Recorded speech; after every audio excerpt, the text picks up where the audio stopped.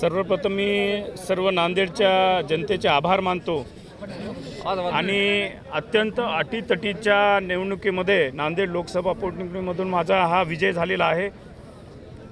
माझा विजय स्वर्गीय वसंतरावजी चव्हाण साहेब यांचा आशीर्वाद भक्कम पाठी आहे असल्यामुळं आणि जनतेची साथ या सर्वांच्या सहकार्यामुळं या ठिकाणी हा विजय सुखकर झालेला आहे। नाही ऑब्जेक्शन वगैरे काही नव्हतं, कारण ते शीट्स वगैरे बनवून ऑब्झर्वर वगैरे व्हेरीफाय करून त्याच्यासाठी हा अवधी लागलेला आहे। ते बाय प्रोसेसचा भाग आहे। नाही आपण जर बघितलं की नांदेड जिल्ह्यामध्ये विधानसभेच्या सर्व जागा ह्या महायुतीने जिंकलेल्या आहेत, पण या ठिकाणी जनतेने मला लोकसभा पोटनिवडणुकीसाठी मतदान केलं आणि मला वाटतं की हे लोकांचं एक प्रेम आहे चव्हाण परिवाराविषयी, काँग्रेस पार्टीविषयी। आणि जे काँग्रेस पार्टी जेव्हा अडचणीत होती तेव्हा स्वर्गीय वसंतरावजी चव्हाण साहेबांना हा गड राखला होता। मला वाटते जनतेने परत आशीर्वाद त्यांना दिलेले आहे।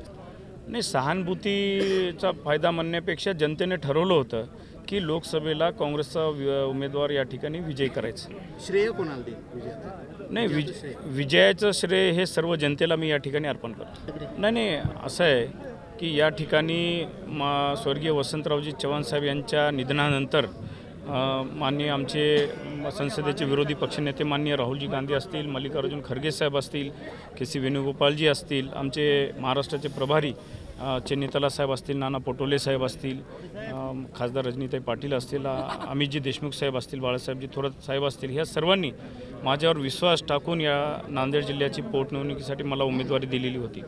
आणि निश्चितच येणाऱ्या काळामध्ये आज खरं तुम्ही म्हणल्याप्रमाणे पक्ष संघटनेचं आव्हान आहे, पण मला विश्वास आहे की जी नांदेड जिल्ह्यातली जी काँग्रेसची सर्व मंडळी आहे त्यांना सोबत घेऊन नव्या जोमाने या ठिकाणी काँग्रेस उभा करण्याचा माझा मानस आहे।